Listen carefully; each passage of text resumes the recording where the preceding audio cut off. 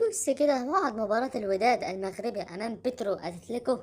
المباراة دي طبعا في الجولة الرابعة من دوري أبطال أفريقيا 2023.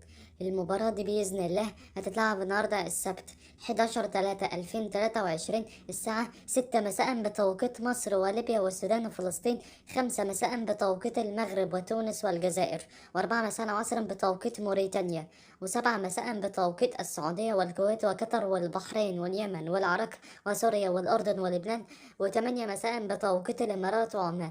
أما القنوات الناقلة فهي بين سبورتس 4 بصوت معلق جواد بدة. اشترك في القناة وفعل زر الجرس واعمل لايك للفيديو. أهم حاجة ما تنساش تتوقع نتيجة المباراة في التعليقات.